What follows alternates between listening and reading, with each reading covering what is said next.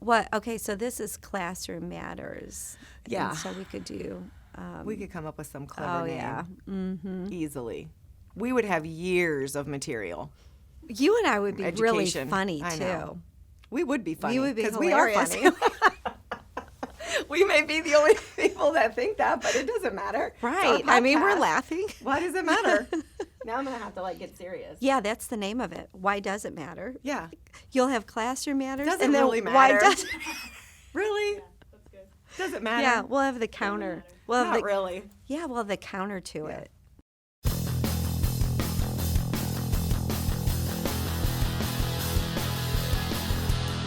School districts are being challenged to not only find qualified teachers for vacancies, but to also retain highly qualified educators to handle the projected increases in student populations. Are we truly in a crisis situation with the national teacher shortage, or has some of these statistics and opinions been distorted to fit a different agenda? Today, in this episode of Classroom Matters, I get the privilege of sitting down with a friend, Amy Joyce, who is the Chief Human Resources Officer in the Parkway School District. Hi, Amy. Hi, Christy. How are you? I'm great. It's Good. a pleasure to be here Thank you today. for coming. Sure. So we're going to talk a little bit about that, and we might jump into some other topics too. But tell us just really quickly about what it is that you're doing at the Parkway School District. All right. So my position is, Chief Human Resources Officer. I'm in charge of what I like to refer to as Goal 2. And that is the recruitment and retention of highly qualified staff. And in Parkway, one other area that we are focusing on is hiring a diverse staff, too, because we are a very diverse student population in Parkway. So my job encompasses all of the recruitment and retention for all positions in the district. So specifically, are you wanting to know what we're doing to address those categories? You're smack dab in the middle of this topic, and it's all over all the time. I actually was just in ordering Chinese the other night, and I was sitting there waiting for my order, and there was something going across the news about national teacher shortage, and what are we doing, and why do we have this issue, and is it really truly an issue, or are they sort of inflating what the issue is? So what is your opinion on that, and do you think we really are truly in a crisis situation, not only in the state of Missouri, but in the nation? I do. And what I can tell you is I've been in human resources for the last 18 years, and I've worked in 3 major school districts in HR in the St. Louis area. And I can tell you what I have seen, and this is just a very basic example of a very highly advertised position, is an elementary classroom teacher. So when I first started, I would see upwards of 400 to 500 applicants for one classroom position. So it was highly competitive. Now I'll see maybe 100 to 200 applicants, and that is for elementary. So I'm sure you can imagine what the candidate pool is like for some of the teacher shortage areas like math, science. We do not hire special education teachers because we partner with special school district, but I can tell you that they have a lot of unfilled positions as well. So for math, science, foreign language, English as a second language, we'll have maybe a dozen, which is very disheartening. And in Parkway, we are one of the most sought after school districts, I would say, in the area because of our competitive salaries, because of our work environment, because of the location. So we have to work hard with our recruitment to make sure that we've got a solid applicant pool for our principals to interview. So And I think it's real. Well, I know there's tons of statistics and research, but in your professional opinion, because you're seeing this, Yes. you're seeing it every day, you're living it, you're working it, you're seeing it. Why is this happening? Is it the salaries? Is it the demands of the job? Is it the dynamics of the families and the students that teachers don't want to have to deal with anymore? What do you correlate this with? I think it's all of the above. I don't think there is one single answer, but I do appreciate the conversation right now at the state, at the national level about teacher salaries. And we have to fix teacher salaries. We have to put more resources into paying our teachers better. That is the number one reason that teachers leave the profession, low salary, in addition to lack of maybe support, lack of a cohesive culture and climate. So that's why we lose people, but we also use our salaries as a recruitment tool, believe it or not. So we have to look at, are we competitive in the area? And Parkway is up there with competitiveness. We only lose applicants to one or two different school districts depending upon the position because of salary.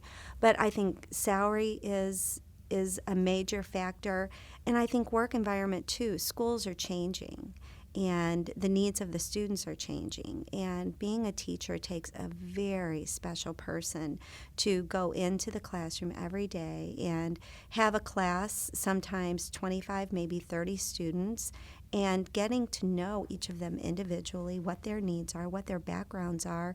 And then you have the exterior forces that are saying, oh, the students must grow, the students must perform, the students must learn. And so being able to individualize that for a number of students is very stressful. So, when you have the low salaries, the changing dynamics of the classroom, sometimes lack of family support. I know many years ago it wasn't about, was the teacher right or wrong? When we grew up, the teacher was always right. Always right. Always. And I know from that's changed. It has. I know from my experience, my girls had to prove their innocence before I would believe them. But and don't you even think that even if they did prove their innocence, it didn't matter? No, it didn't. And that's how it was in my home too. When I was a kid in elementary school, middle school, it didn't matter. Yes. The teacher was always right, and my family always supported the teacher, no matter what, and that's definitely changed. Yeah, it has. And so lack of parental support and respect for the profession is a contributing factor. And when kids go through a school system, they have a certain experience. And so if they are seeing these things in the classroom, if they are experiencing situations within their school, it could be positive or it could be negative. And if they don't have a good experience, they're not going to go into education. And what we're seeing too is parents generally don't support their children going into education for the factors that we have, already mentioned. Yeah. So hiring the right teachers is the first step. Yes. What do you look for?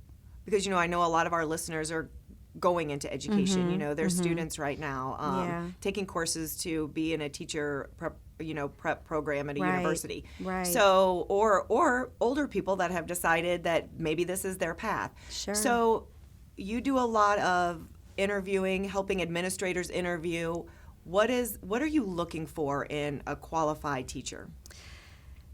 What I'm looking for are things that you can't teach. And so when I meet someone who is looking to become a teacher in Parkway or really any school district, my lens has not changed. I want to know what's in your heart.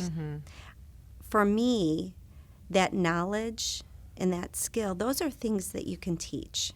You can teach content. You can teach best instructional practices. But when it comes to your heart, that is who you are. And so you really need to dig deep into the applicant and find out what their passion is. And we want to make sure that we have a teacher that is going to build a relationship with the student, build a relationship with the family. They have no bias, and they have an open mind about that individual child, where they are academically, socially, emotionally, and have them walk into a classroom environment to be their best self every day. I'll tell you a little story about a teacher. She has a student with autism in her classroom, and she uses social media to push out to the parents every day, like what their children are doing. Mm-hmm. And the parents just love going on Instagram and seeing what their kids are doing and so forth. One of the moms came to the teacher and said, you know what, I never knew what was going on in my child's day until my child had you as a teacher, because the child with autism can go through and say, I did this, I did this, I did this. So the teacher was making a connection with this student who was making a connection at home, that now they have this seamless communication about what's happening in school. And so, you know, they have a great feeling about their educational experience. So if I have to say one thing that I would look for in a teacher is I want to know that their heart is in the right place. Yeah. And I would agree with that. And do you think that that's a really interesting point, because I think that it circles back around to that's probably why they get burnt out and stressed out, and it really takes a toll on them mentally and physically when they've done it, because they truly are. I mean, the majority of teachers that I've worked with or that I know are those kinds of people. They're truly passionate and their heart is in it. Like their heart, you're working with children. You know, you're not working behind a desk, you're not working with a computer program, you're not working with clients that you never meet. You're working with children that you truly do fall in love with throughout the school year. You love these children. And so, you know, sometimes I wonder, like, this is why we're losing them, because they just can't do it anymore. And that's where you have to look at the support systems that they have within the school and then within the district. You take it home with you. You do, and you it worry, never goes away. And you dream about your students. You worry about situations, and we need to have very strong onboarding programs. You know, so I've done a little bit of study on just onboarding versus orientation, and so generally when you bring folks into an organization, you'll do the 1 to 2 day orientation checklist. You know, you have all your paperwork, you have your certification, you have your check, background check, here's the curriculum, there you go. But you really need to look at effective onboarding programs that last anywhere from 3 months to 3 years. And so what are you doing to acclimate that new teacher into your climate and culture? Are they connected to the school community and the parents and mentors? Of course, the compliance pieces. And then clarification. Do they completely understand their job? And so you have to constantly have touch points with first through third year teachers, just so they know that they're doing a good job, that you're having coaching conversations and not discipline conversations with them right away. And you have to connect them with an effective mentor. Mentors have to be someone who are going to invest in them and care about what is happening in the classroom. I was, just briefly looking at some of the reasons why teachers leave, and leadership is one of the reasons, lack of leadership and lack of support. And I get that. Yeah. Administrators have a very tough job, too. Teachers have the number one job when it comes to student achievement and impact. It is the teacher. And so our administrators have to support our teachers. So if they need a timeout, cover their classroom. Let them take a 2-minute break to decompress. Find ways that you can recognize and acknowledge what is happening in the classroom to support where they are emotionally with their job. Because if we don't have well teachers, we are not going to have well classrooms where the kids can learn. Yeah. And how do you balance that? Because at some point, they do have to know how to teach their curriculum. Absolutely. And they do have to show that their students are growing academically. And all of the love and passion and all of that's great, and you have to have that. But if you're not able to get to the point, or sometimes I feel like there's a lot of boundaries in education where maybe you feel something is better for your students than what the policy and procedures will allow you to do. And so I think there's a lot of pressure on teachers to stick with a certain script in a curriculum or stick with a certain way of doing class when maybe they truly don't feel that that's the best way. So how do they balance that and kind of get through that challenge? Yeah, autonomy with teaching is another reason why teachers leave. And so I acknowledge that, yes, if you have a scripted curriculum, if everybody has to be on Unit 3 by October, Yeah. you're taking away the creativity and the art of teaching. Or if the kids aren't there. Yeah, I just was having a exactly. conversation on Saturday. A friend of mine just started her very first teaching job. First grade, she's been there since the beginning of the year, and she's already frustrated because the majority of her kids are not getting the lessons in math, but they're telling her, you just got to keep going. And she's so frustrated and asking me what to do. And I'm like, well, it's really a fine line because you do have to get to a certain point, but you hate to leave kids behind. Right. But it's a real issue. Yeah, it is a real issue, and therein lies another area that we have to address. What are the opportunities for intervention and acceleration or enrichment if kids are on the other end of the spectrum? I like to use an analogy with teaching. Being a teacher is like a conductor, and you have this big orchestra. Everybody's playing a different instrument, and it all has to work seamlessly to create this beautiful song. And so you do have to have a lot of different tricks in your bag to make all of that happen. You have to have, an orderly classroom where kids are engaged in learning all the time. It starts with the relationship, procedures and routines, and then having your correct curriculum, and then delivering it to meet the student learning needs. And so it is a huge task, and not everybody is cut out to be a teacher. And so, yes, there are expectations. We do have to have performance expectations with academic scores and so forth. So if coaching, if mentoring, if none of the support avenues are working, then unfortunately it may not be a matched profession. Yeah. And we do like to find and coach teachers maybe into another profession earlier on in their career than later, because it is harder. Yeah. It is harder for them. And sometimes that's easier to, I had Stephanie Koszowski on the show, and we talked a lot about the teacher prep program at UMSL and things like that. And, and sometimes those conversations need to come even before they've gotten out and into the world and are trying to get a job. And that's just sometimes it's just the way it is. Not everybody is cut out to be in front of a classroom, but there's always other avenues within the field of education that they can go into at the same point. So let me ask you this. Let's say you walk into one of the most high-performing teachers' classrooms that you have in your district. What does that look like? Tell me what you see when you walk in there. I see smiling faces. I see kids engaged. I see the teacher interacting with students, maybe in small groups. I see a bright classroom.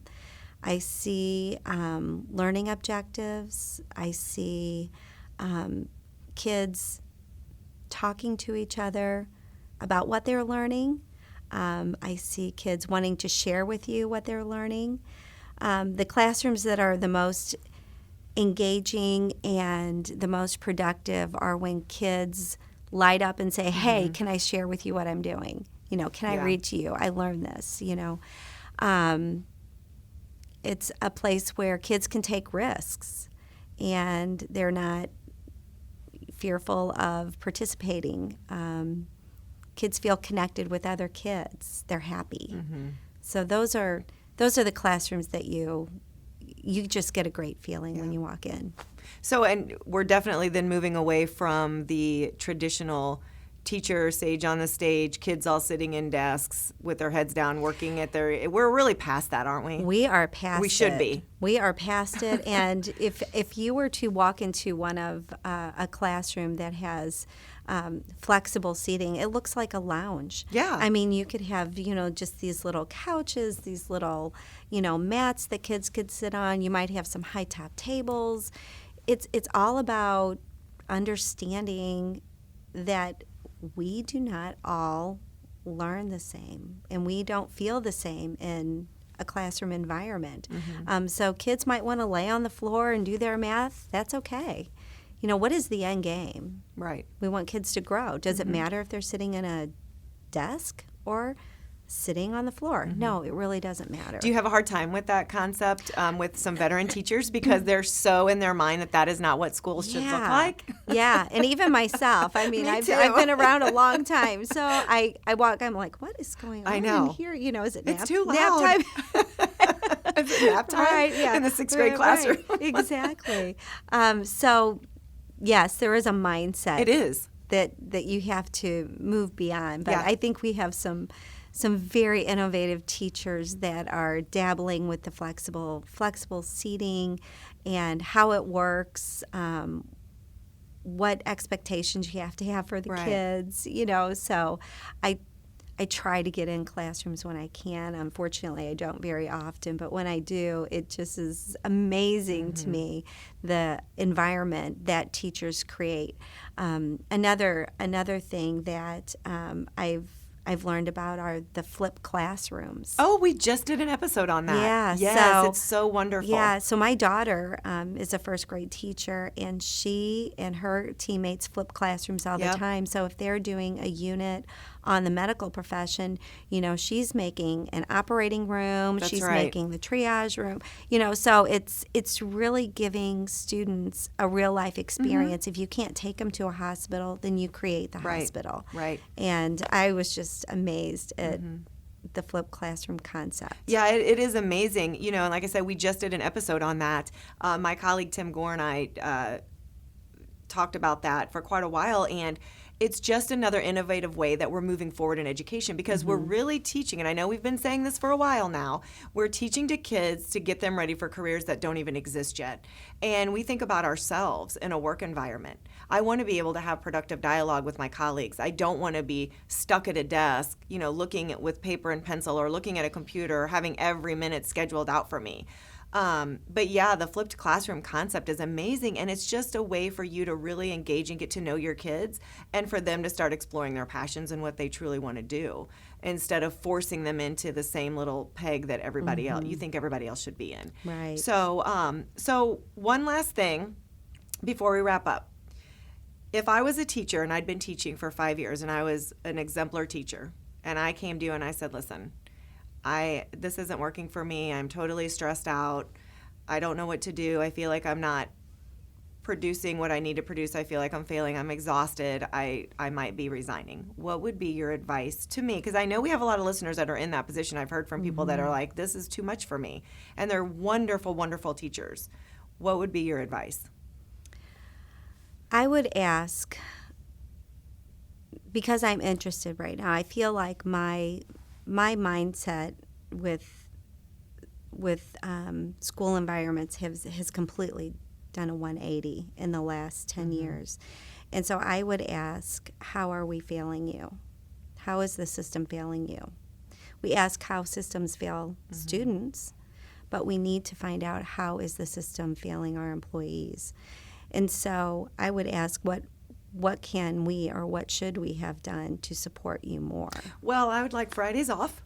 I would also like a coffee bar in the back of my room. No, I'm just kidding. Yeah.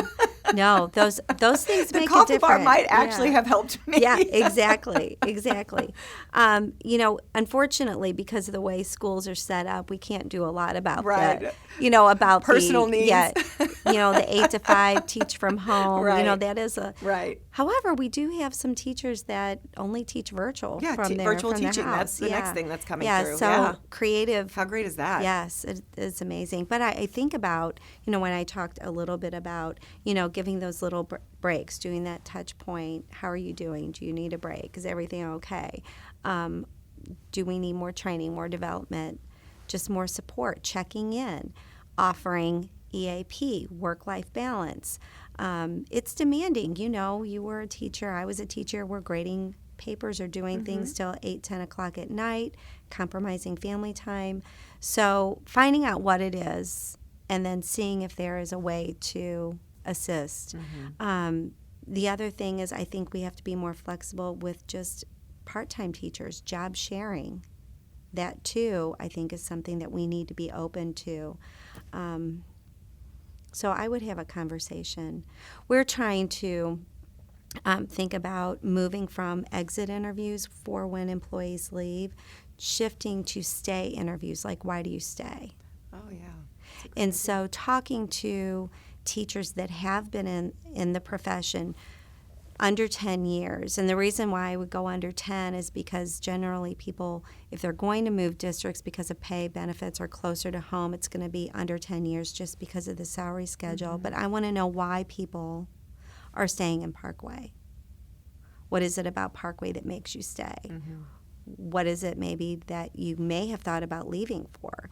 And then focusing in on those items. Yeah. I think Parkway has an amazing climate and culture, best I've ever worked in, very high expectations, but there is a great level of support. But we have a long way to go also. And our focus right now is how can we support our students with their social emotional needs, and how can we also support our staff while they're working with students with social emotional needs. It's a big challenge right now, and finding the money to do so is even greater. Yeah. Yeah. Would you also encourage these younger teachers to speak up? Absolutely. Don't do it by yourself. Speak up. Talk to someone. Working in HR, I work very closely with our teacher union, and we will hear from our teacher union high-level concerns about what is happening with our teaching workforce. I want to know, and I want to see the face behind the concern, because that's where I can really help build a relationship with you and help you. So I think there is a fear of speaking up, whether it be I'm not a tenured teacher yet, I've only been here 1 year, I don't feel anybody would listen to me. I think that there is a perception of a level of maybe mistrust, but they do need to speak up because we do want to know, and we can work toward making changes. Yeah. Well, Amy, thank you so much for coming on Classroom Matters. It's just an absolute pleasure to have you here, and we'll have to have you back. I know that this is your last year. Yes, it is, Christy. I can't believe I'm excited for you. I'm excited too. Too. Well, you'll have to come back in a year or two and let us know what you're up to and what path you've taken after you've left education. So thank you so much. I appreciate it, Christy, and thanks for all you do for the education industry. You know, you are truly a pioneer, and you're so creative and innovative, and I just admire everything that you've done since we've worked together. I know it's been a long time, but it's been great. It is. All right. Thank you. And this is Christy Houle signing off for this episode of Classroom Matters, and don't forget to check out our website at educate.today.